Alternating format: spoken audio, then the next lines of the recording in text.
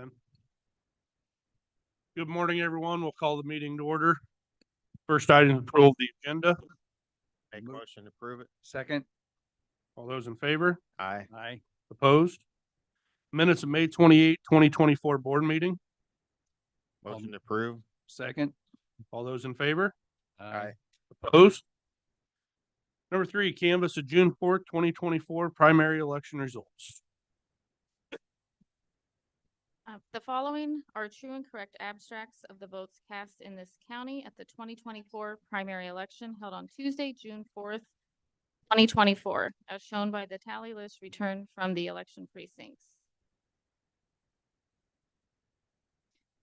For United States Representative District 3, Republican Party, Zach Nunn received 534 votes. Scattering received 10 votes for a total of 544 votes. United States Representative District 3 Democrat Party, Landon Bockham received 322 votes. Melissa Vine received 108 votes. Scattering received 0 votes for a total of 430 votes. United States Representative District 3 Libertarian Party, Scattering received 0 votes for a total of 0 votes. State Representative District 25 Republican Party, Hans Wills received 442 votes. Scattering received 9 votes for a total of 451 votes. State Representative District 25 Democrat Party, Brenda Curran received 371 votes. Scattering received 3 votes for a total of 374 votes. State Representative District 25 Libertarian Party, Scattering received 0 votes for a total of 0 votes. State Representative District 26 Republican Party, Austin Harris received 76 votes. Scattering received 1 vote for a total of 77 votes. State Representative District 26 Democrat Party, Scattering received 4 votes for a total of 4 votes. State Representative District 26 Libertarian Party, Scattering received 0 votes for a total of 0 votes. County Board of Supervisors Republican Party, Harry Kennedy received 307 votes. Jeff Tharp received 254 votes. Scattering received 2 votes for a total of 563 votes. We therefore declare Carrie Kennedy to be duly nominated for the office of County Board of Supervisors, Republican Party. County Board of Supervisors, Democrat Party, Brian Morgan received 416 votes. Scattering received 5 votes for a total of 421 votes. We therefore declare Brian Morgan to be duly nominated for the office of County Board of Supervisors, Democrat Party. County Board of Supervisors Libertarian Party, Scattering received 0 votes for a total of 0 votes. County Auditor Republican Party, Scattering received 25 votes for a total of 25 votes. County Auditor Democrat Party, Kelly Spurgeon received 423 votes. Scattering received 1 vote for a total of 424 votes. We therefore declare Kelly Spurgeon to be duly nominated for the office of County Auditor Democrat Party. County Auditor Libertarian Party, Scattering received 0 votes for a total of 0 votes.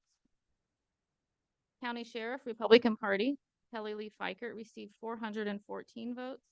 Scattering received 20 votes for a total of 434 votes. We therefore declare Kelly Lee Fikert to be duly nominated for the office of County Sheriff Republican Party.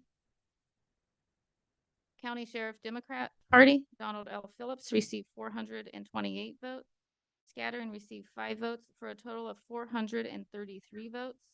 We therefore declare Donald L. Phillips to be duly nominated for the office of County Sheriff, Democrat Party. County Sheriff Libertarian Party, Scattering received 0 votes for a total of 0 votes. And in this election, there was 1 provisional ballot cast and it was not counted.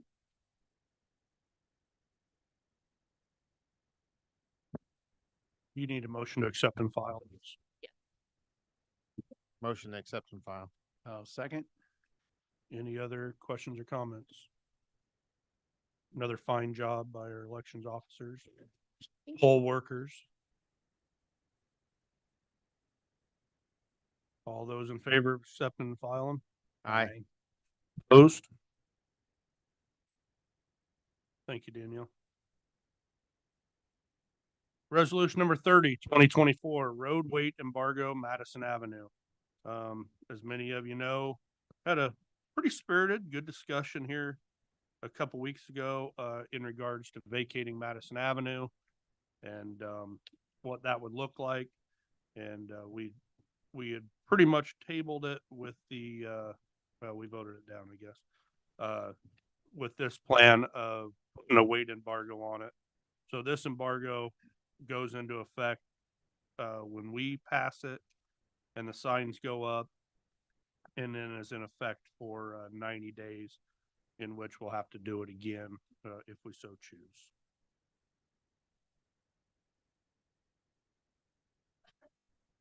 Need a motion? Well, did we decide on the weight limit? My thought was I'd like to go on the higher side just so it's not real low. So it eliminates semis for sure. But did we finalize a number? I think 7-ton is what it is. okay. And then, of course, farm tractors are exempt in that as well. So it's a 7-ton limit, except for school buses and emergency vehicles and farm equipment. Okay. So I think that pretty much mail, parcel delivery trucks, trash vehicles, Sure. all that's exempt in it. LP, things that need to Okay. actually get there to houses. Good. So I'll go ahead and make that motion. I'll second it. any further discussion or questions? Any questions? All those in favor? Aye. Opposed? Number 5, Croce engagement letter. We have partnered with Croce to handle our HIPAA stuff for probably the last 5 years or so, and this is just an engagement letter to continue on with them. It'd go into effect in November, I believe, right, Kelly? So this is just laying the groundwork, I guess. Renewal amounts $11,052.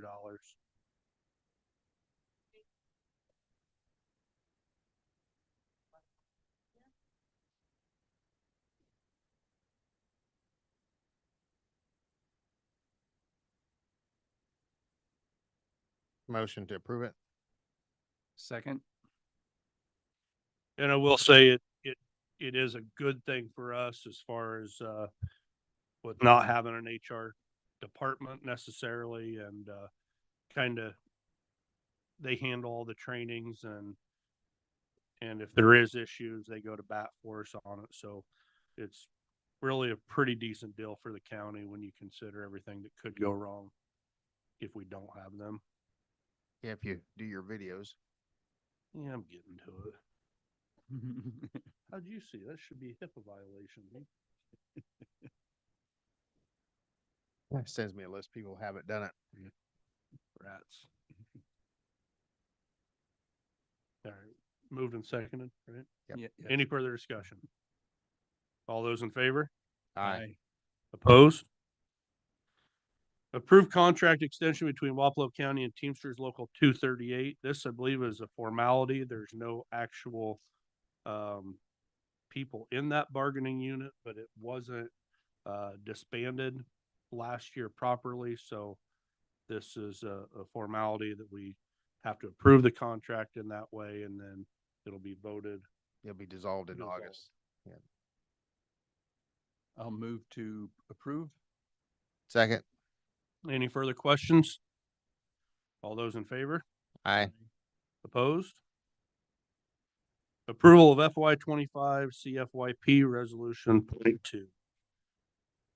And this is the joint project between Wapello County and Monroe County.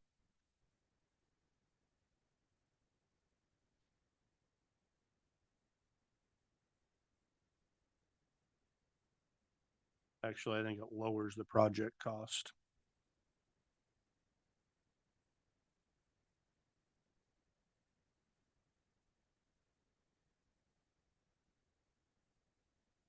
total of 425,000.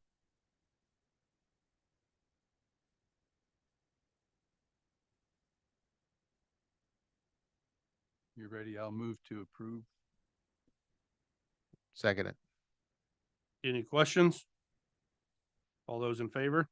Aye. Opposed? Resolution 31, 2024, secondary roads quarterly transfer. This is our standard transfer from rural services to the secondary roads fund. Motion to approve it. Second. All those in favor? Aye. Opposed? Resolution number 32, 2024, disbursements outstanding, canceling checks over 1 year old. And I'll move to approve. Second. Do we need to do those individually or as one? As one's fine. All those in favor? Aye. Aye. Opposed?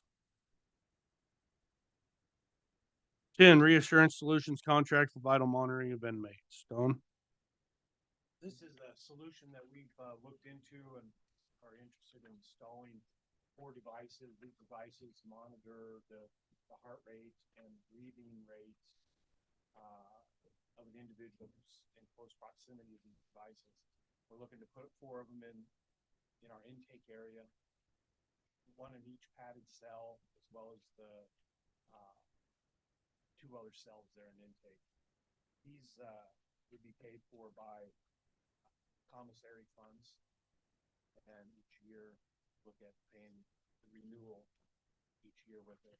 In order to order these, we have to have a signed contract. See any other issues with it, but concerned about getting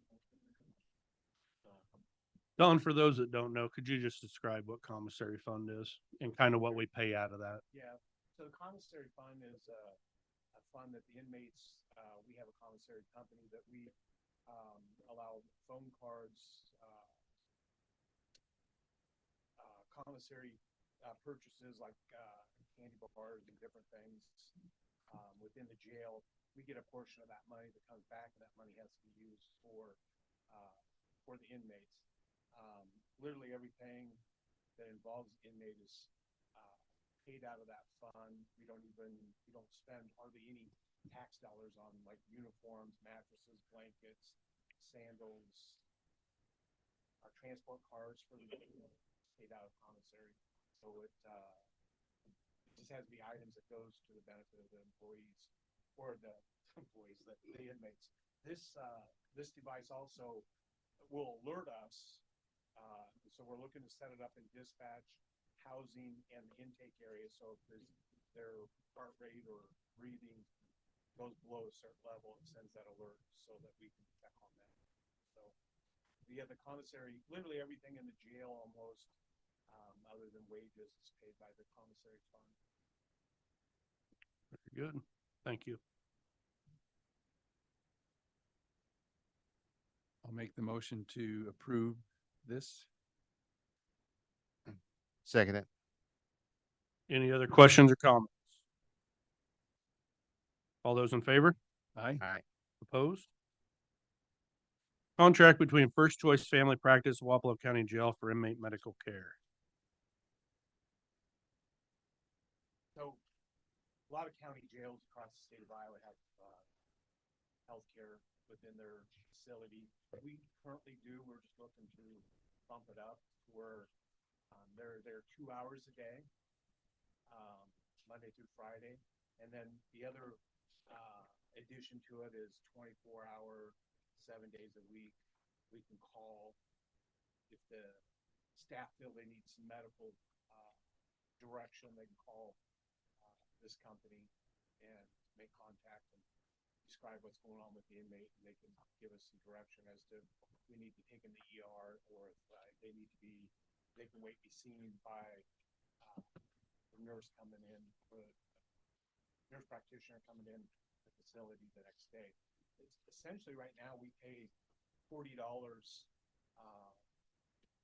per inmate that she sees, and technically by getting this contract, I'm thinking it could save some money because we can, depending on what they're being seen about, we can maybe stack them within that 2-hour period to where they're seeing 8 people where it's only costing us 130 instead of $320. So essentially it'll save us some money, hopefully, but also with this contract, if she comes there and there's nobody to be seen, then we're not charged that time for that day. Does that make sense? I think it's a good thing. We have 108 inmates in there this morning. I think it just helps provide us some medical more on a regular basis. And we've checked with another company, and they were not interested in doing less hours. They were wanting to be here 40 hours a week. Now it's going to be almost $280,000. With this, I think we've kind of built it to our likings. It's 10 hours a week, and I don't remember exact amount. Brian, was it like 75? 95, I think, wasn't it? 95. It was 95. Which the 95,000 be the annual cost. Is that what you're estimating Estimated, yes. based on these rates? Yeah, it's, that amount was figured at 52 weeks, and obviously she'll take vacation and be gone, so it's going to be less than that amount. And like on the days when there's nobody to be seen, she won't charge us those 2 hours in that day. You said that it would save money. What amount of money would this replace? So like I was saying is, right now we pay $40 per inmate. So say, for example, she was to see 8 inmates one day. It's $40 per inmate that she saw. That's $320. With this, the 2 hours, it's unlimited as many as she can see in that 2-hour period. So even if she saw 8 every 15 minutes, she saw somebody 8, that's going to be $260. So essentially we're saving $80 if she was to see the 8. Hope that makes sense. Well, could you put it in terms of an annual amount that we're currently paying that would be replaced? What do you currently budget for medical? Hey, Don, could you come up to the microphone? Yeah. Currently, right now, we budget, I think it's 55,000. And then I think, no correction, the medication's 55,000, and then it's like 45,000 for medical. So Might increase it by 50,000.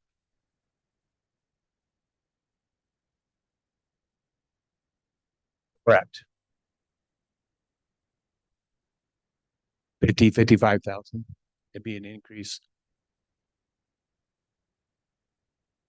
But I think we're providing a service that we need in the jail. The important part is the 24-hour, 7 days a week that staff can pick up a phone and call somebody and get some direction. Kind of take that off our staff, that decision as to whether or not they need to go to the hospital or not. Why was I thinking that was going to be like 100,000 more? I think that with the original one, when we went with the 3 hours, it was going to be like 114,000. Is how maybe that's where it was at. Because I thought when we dropped the 2 hours, 30,000 off there, so we'd be at 75 or 76 is what I thought it was. I don't think I'd talked to you guys since we dropped it either. So then,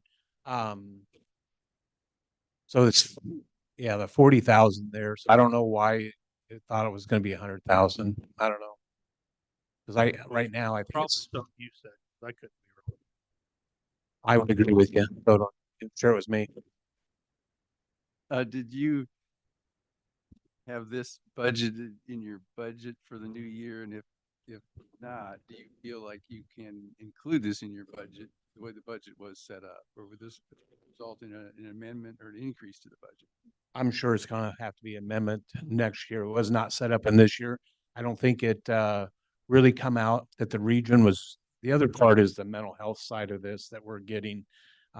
If these, the inmates we're losing our mental health. The region's discontinuing that here June 30th. So the idea is if these individuals have medication that they're supposed to be getting, this physician's assistant can, or nurse practitioner can get that information and get those medications. So it's a piece that helps us fill in that void that's going to happen June 30th. So yeah, it's going to have to be amended because we did not budget that because that all changed. And Brian can correct me if I'm wrong. I think it all changed about the time the budget was being done and then approved. I think it was beyond that. I think we were kind of hoping, one of the key things that the Yeah. state we thought was gonna do was more or less allow inmates to go on Medicaid Yes. while they were in, which would in turn help the counties. And I see no reason why the state would want to help the counties, so they didn't. And so leads us to this. Correct. And again, at that time, that was all, our budget had to be certified before we knew anything with yeah. with the closure session. So Correct. you're saying this is actually going to give us an additional service in the mental health area, which is that replacing something that was costing us in the past? It's going to give us, now it wasn't costing us in the past. It's going to provide that mental health service that we're losing that the region paid for. Okay, And then also the 2 hours a day and the 24-hour service where we can pick up a phone and take that decision-making off our staff. so we're faced with having to do something in the mental health category either way. Say that again. We're forced to do something in the mental health category either way. Something. Yeah, so we're being forced to do that because the region and the state saying we're not paying for that anymore. And this in itself doesn't do anything with mental health, as with the exception of her being a prescriber Right. to say, okay, this person's on whatever depression med or whatever maybe be anxiety med, and then she could prescribe that. But so currently up until June 30th, the end, Dr. Mascaro does one day a week, or I think he's there. I think he's there 2 hours for 2 days a week. Is that about right? So we end up losing him. So the inmates would get to see a licensed therapist and prescriber. They won't get that anymore. But if we have somebody who comes in that we think who hasn't been prescribed, diagnosed previously, we can still go to River Hills and work with them, or Southern Iowa Mental Health and work with them. It's going to be additional cost there. I mean, it's really this mental health program that was in the jail. I think it's been there for 10 years. Really provided a better atmosphere in the jail because people are on their medications. You know, the staff had commented that there was less fights, less problems, less issues. So it's an important one that we did not want to lose. And working with this provider, we figured out that we can still have those services provided and move forward. I will point out that I think that contract said August 1st, but it's July 1st. I noticed that after I gave you guys the copy, but it'd be July 1st that we'd like to start that. Seems how that mental health stuff ends June 30th. And this would be paid out of supplemental. It can be paid out of Yeah. supplemental. Yes. Yeah. I guess Jason's here. Do you have anything to add to this besides what Don has said? Yeah, in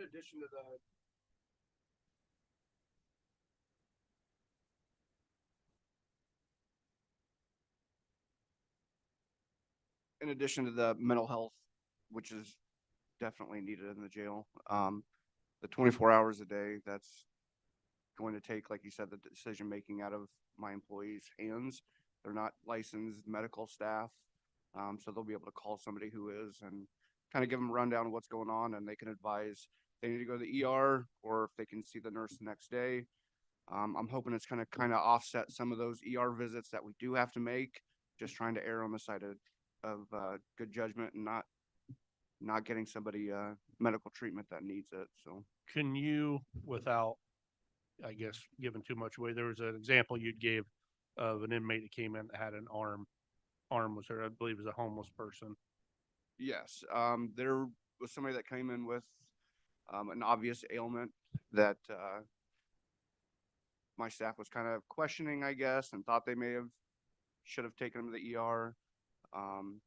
In this example, they'd be able to call this nurse practitioner and give her exactly what the symptoms are, and she's going to have a better medical judgment to say, yeah, he needs to go to the ER, whatever may be wrong with him, whether it's an infection or whatever. And if we're avoiding going to the ER at times, does that save money for us? I believe it does. It does. So that's kind of the idea, is another aspect of saving some money. So if I don't have to send people out to the ER, we're not having overtime for people having to sit out there with inmates. Could be days. Mhm. We just never know. Do you have any idea what your ER cost is per year, just to give us a general? I have no idea. That's fine. Okay. I know like I said, we err on the side of caution. We need to give people medical treatment, and we're not medically trained in that Right. aspect. So So they're gonna go. if we think that, basically if I take my kids to the ER for it, we're taking an inmate Yeah. for it.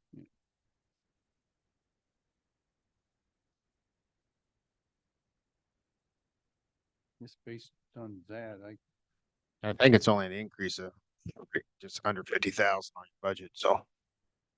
And I think it's something we look at after this year as well, continue on going forward. And, we're hoping that after this year that maybe some of our stop loss stuff changes and we can kind of get back to a norm in our supplemental. So that would help a lot too. So fingers crossed on that. We are hoping that the 10 hours is going to be enough. Just the fact that she is going to be replacing that mental health time as well that doctor was in, and all of the medical ailments. So we're kind of playing it by ear and seeing how it goes. Like I said, we looked at another company that was extremely higher in cost, and they wanted 40 hours. A lot of the jails in our area do have something similar, and they actually pay for that company that I looked into. And I'm just hoping that this will suit our jail. Our jail's big enough that we do need something like this for sure. And also to clarify, if she's there more than 2 hours, we talked about that, it's still just $135 an hour. Correct. And those numbers were all figured on 52 weeks and her being there every day. So we figured it on the high side, and knowing that she's going to take vacation and have other days off. and so this is a 1-year contract. We would be reconsidering this in a year. Is that correct? I believe it was a 1-year contract. I don't remember I off think the that's top of my what head. I believe I sent it to you guys. Yeah. I'm just, I'm not sure off the top of my head. I didn't see an expiration on it, so. Just the beginning. Usually we have it set up where it's a 1-year contract that it just renews every year is kind of how I remember it. And then, gives us like 60 days, either Right. party to Mhm. cancel the contract Mhm. is how I remember it. But I was wrong earlier in my conversation, so I could be wrong again. Thank you. Yeah. Goodness. Might have been the heart monitor stuff that I was thinking renewed, so. Based upon all of this, I'll make a motion to proceed with it. However, could you two also kind of monitor the cost this year? So if we're looking at this a year from now, we know whether or not we made a good decision. Yep. Okay. Yep. So I'll make a motion to proceed with, Just to clarify, this is a year from the effective date, July 1st, or it can be terminated 30-day notice by either parties. What you got in here, so. So you were close. And we'll change that from August 1st to July 1st, Yes. before we sign it. You want a new cover sheet, I can bring. I'll second the motion for the increase to 95,000 in the budget. Any questions or comments? All those in favor? Aye. Opposed? NIHARD agreement for GASB 75 reporting for FY E63024.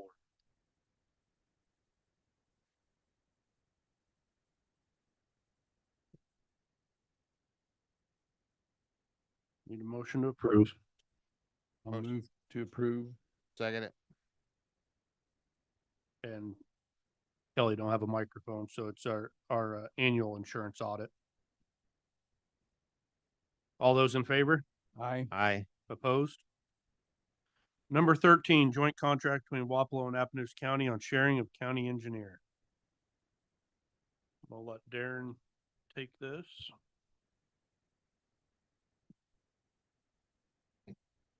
We're in the process of entering into an agreement with Brad Skinner from Appaloosa County. He's 65 years old, got over 30 years experience. He's agreed to come over for a couple of years, and in the process, he's going to recruit another engineer with some training and finish him out to take his spot. The contract between the two counties is 1.2.5% of his current salary. And there'll be a 50-50 agreement. Plus, we're also going to give him an additional $500 a month and a truck to drive back and forth for his travel time. I think he'll be a great asset. He's come over and met everybody. He's actually going to be coming over here in a couple weeks and meeting the crews. And he'll be getting in, getting his feet wet, and getting the ball rolling. So I think in total, this is probably going to save Wapello County and Appaloosa County somewhere in the vicinity of $30,000 a piece. yeah, it's just roughly. right, almost 35,000 a piece. So And going back to the days when we hired Jeff after Brian Ward left, we'd contracted with Wendell Folkerts for roughly a year, I believe is what it was. And then we hired Jeff. This is not an easy position to fill by any means at all. I think there's 6 or 7 counties in the state right now without an engineer. I think you're going to start and this is not a new concept. This has been done a lot over the years, and in some of your smaller counties, this is just a standard sharing. But I think as you see budgets getting tighter and the fact of the matter, you don't have the civil engineers coming out wanting to get into this line of work in the public sector. I think you're going to see a lot more of the sharing in the future as well. So I think we're lucky to have someone like Mr. Skinner. I think his experience, I think coming in and some different eyes on some things and different concepts. When we met with him a few weeks ago, that was kind of discussed, like he uses the rail cars as like culverts, a concept we haven't tackled much before, but it's a cost saving opportunity and they last for a long time. So I'd say I'm excited to get a new perspective and someone new in, and hopefully, as Darren said, something we've kicked around, looked at for probably the last 4 or 5 years from the time we hired Jeff was a possible restructure of some sort, like Appaloosa County has done. Actually, a local Atomo girl came out of college and she went to work for Appaloosa County, working under this engineer. When someone comes out as an engineer, they have to work under a licensed engineer for 4 years. You can't just get someone out of college to do it.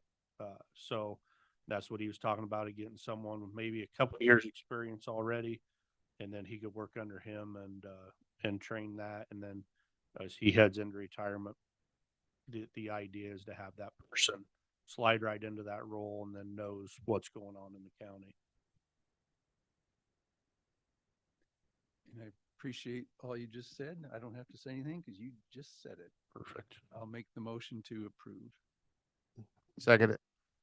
Any further questions? Yes. So why do you think county engineers so difficult to hire? Money. You think it's just that, or Or they can make tons more money in the private sector. what about like studying 4 years under a licensed engineer? I mean, that instead of being able to hire somebody right out of college, there's 4 extra years that they have to do that they're not in the actual head position of a county engineer. Do you think that is part of it too, or? I think that's part of the degrees, no matter civil or private, so they have to do, there's a 2-year step and then a following 2-year step.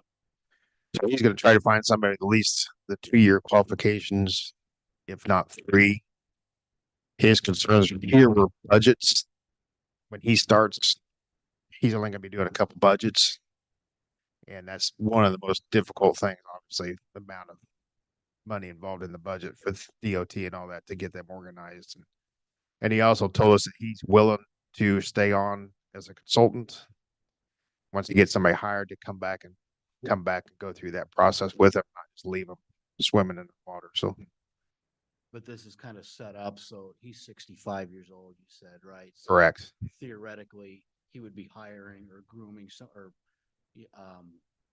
developing somebody to replace him in that role. Yeah, which is what he did in Appaloosa County. So technically, Appaloosa County has 2 qualified engineers right now. She's already certified. So to kind of piggyback on that a little bit, as I asked Jeff, why the hell would you want to do this job? I mean, you could go to work for Vinstra Kim, Garden Associates, French Reniker, whomever, and make more money, not have to deal with us. You don't have the citizen complaints on that side of things. And so I think also it takes a special person to fill into that role. I know, the city has engineers, but you have generally your public works director, people like that kind of over the top of them that I hate saying take bullets or take heat or whatever it may be. When you're a county engineer, it's on you. I mean, you have your superintendent that should be handling your staff and things like that, but those calls that come in and things like that, it's his department. Where we are over that position, we have to also be careful we're not micromanaging it or doing things that aren't necessarily lawful, because as Darren said, there's a lot of things and a lot of strings attached. A lot of our money is state money and federal money, and to make sure those are accounted for and done correctly, and they have their license to worry about with it. It's a tough position to fill, and when you say 99 of them in the state, and you think 6 or 7 empty spots maybe necessarily don't seem like a huge deal, but that pipeline coming out, when you're waiting on those 4 years, in that 4 years, you got these private firms snatching those people up because maybe they get a taste of what this is, and it's like, wait a second. So I do think it takes a special person in any form working in the public sector, not even just engineer. Yeah. Do you think this was kind of inevitable for the county, or was this something, you thought maybe 4 or 5 years ago, well, we'll go, as we've been going and see how it goes, but it just kind of became a little bit of an inevitability that you'd have to share an engineer It's for go ahead. budget Do it. concerns or whatever. Researching this because I had numerous contracts. You'd be surprised how many counties are sharing already. And it's the poorer counties. It's a way for that cost saving. And then with the tax laws that pass, a lot of these counties are way over the budgets, and so they're looking to cut money. So sharing is an obvious revenue. Plus, it also works for the engineer's benefit because he's going to get half his salary, so they're going to make a little more money. So Is it something, for me, for a county like Wapello, 35,000 total residents, 12,000 roughly in the county areas, that I would like for us to have a full-time engineer here? Yes. May that be possible? I don't know going forward, but like I said, when I went through the process of hiring after Brian left, I'd kind of taken the lead on that.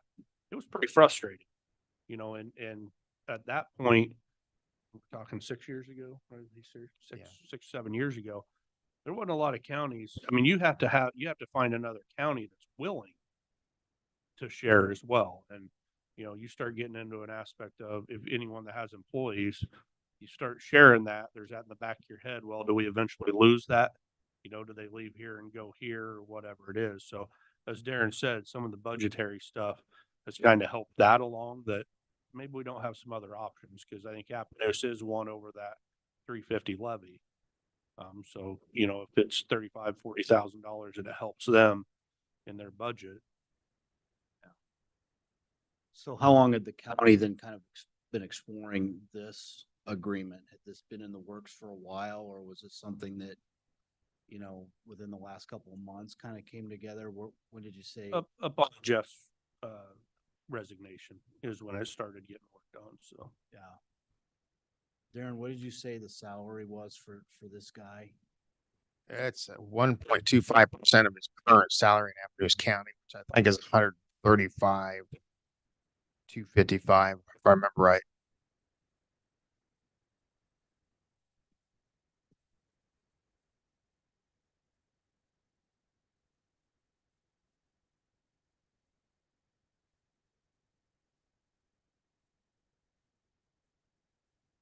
Anything else, Jeff? Any other questions? Comments? On the engineer? No. I mean, you can talk about it if you want.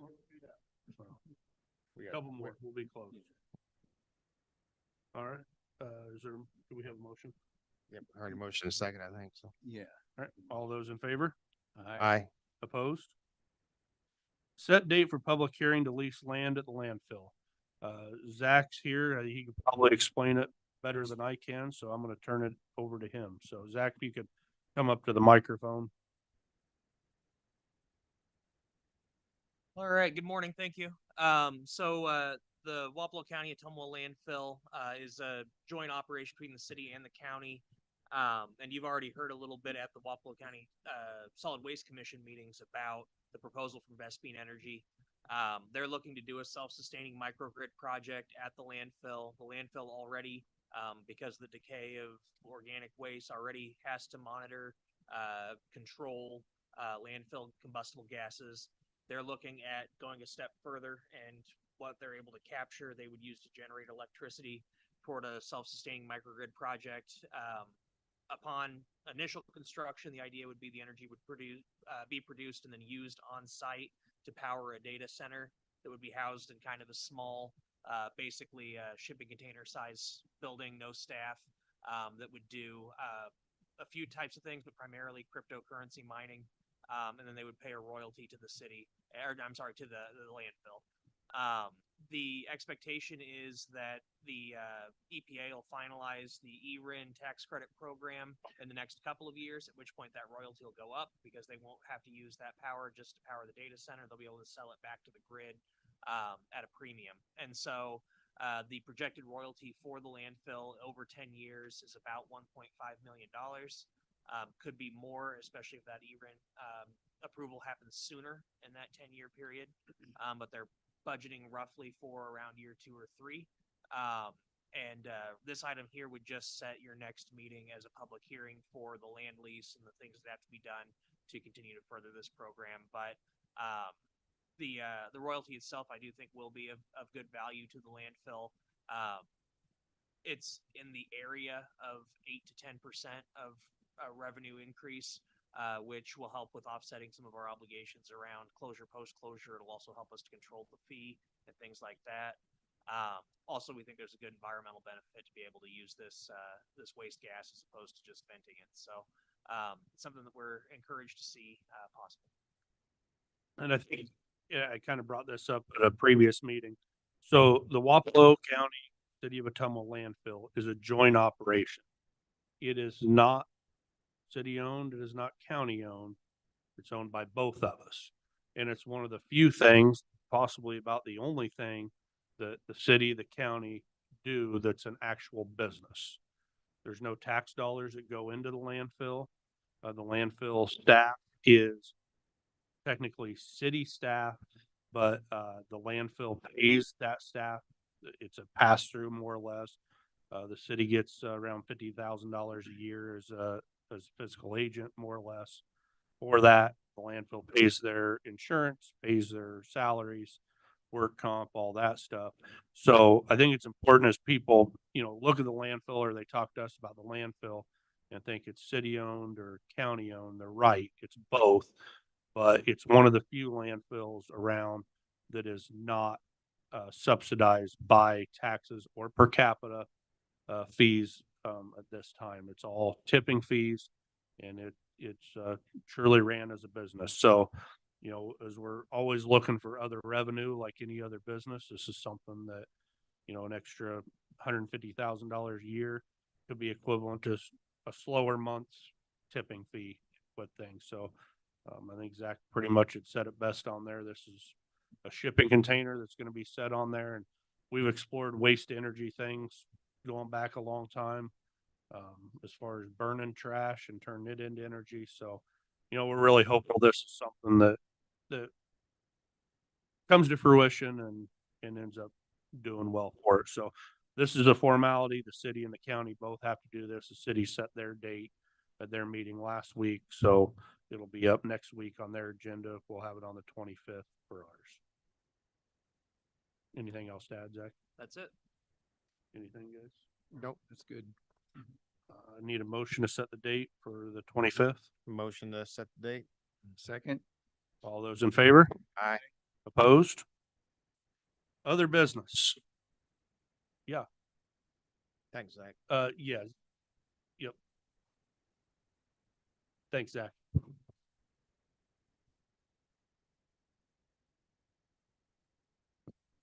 Other business come before the board.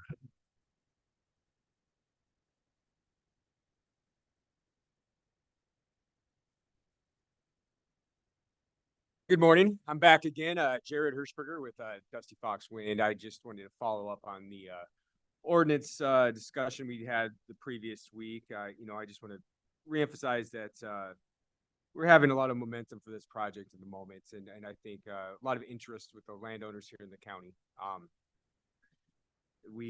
Since we started this project, you know, we've been very involved in the community. The last two community grants went to Rippling Waters and the food bank here in town. We did some scholarships in Ottumwa and Pekin for high schoolers. And we've sponsored events like the county fair and the rodeo and many others actually here in Ottumwa. You know, I think for the project itself, maintaining this momentum is key, and what is key to maintaining the momentum is this ordinance. So I was just returning today to see if you guys had any timeline on when you guys are considering taking that up. I'm gonna direct you to Darren. You guys could sit down after the meeting. I know me and Darren, I got your message on Friday.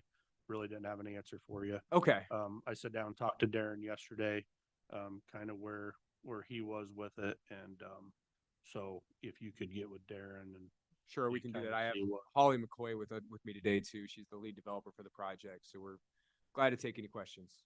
Yep, we can sit down here. We'll get done here. So Perfect. we got obviously some issues we got to resolve because we have no engineer. We got no Sure. zoning person. The attorney that set this all up is gone. So we're basically Missing a couple people. missing a lot. We missed a lot of pegs and our due diligence is to the citizens. So Absolutely. we can't do anything till we have people in place. So yeah, if you'll just get with Darren and Yeah, great. kind of get a timeline. I mean, I think all of us would. Okay. Alrighty. Yeah, we'll get with Darren after the meeting here. Perfect. Thanks again. Thanks, guys. Jared. Other business come before the board. I'll entertain a motion to adjourn. motion to adjourn. I'll second. All those in favor? Aye. Aye. We're adjourned. Thanks, everyone.